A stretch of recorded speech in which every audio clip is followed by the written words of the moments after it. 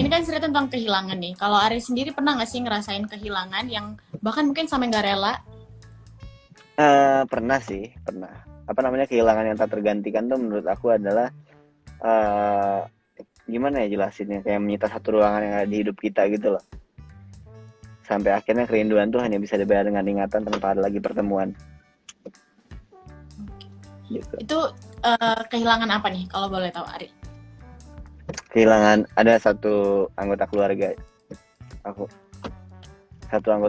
aku, dan rasanya sih sedih banget sih. Dan Ari bisa jadi ngerasain film ini tuh kayak, wah aku pernah ngerasain yang kayak gitu. Ada yang kayak gitu nggak Ari rasa?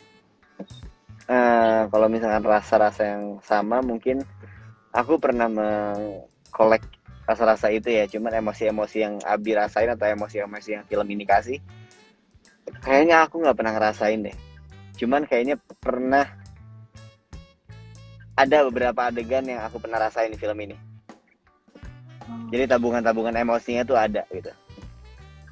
Cara untuk mengatasi atau mungkin apa sih yang Ari lakukan untuk meredam, menghadapi kehilangan itu? Untuk menghadapi kehilangan itu, aku pun jujur masih belum terlalu tahu caranya kayak gimana ya. Karena kehilangan itu berbeda-beda setiap orang.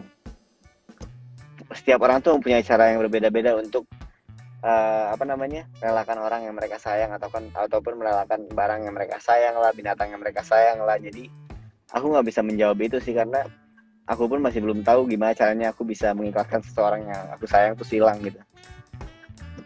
Itu setiap orang Berarti mempunyai caranya masing-masing.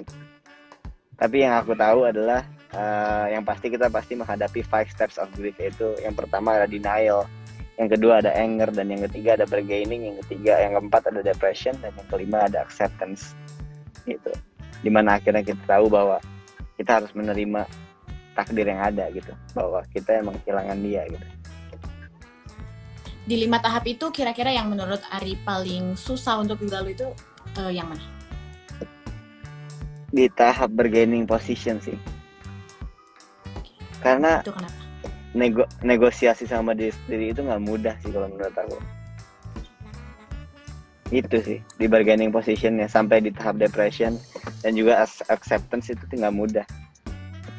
Pasti fasenya, walaupun kita bisa aja cuma 5 fase nih, tapi waktunya kita nggak tahu kapan melewati fase itu kan.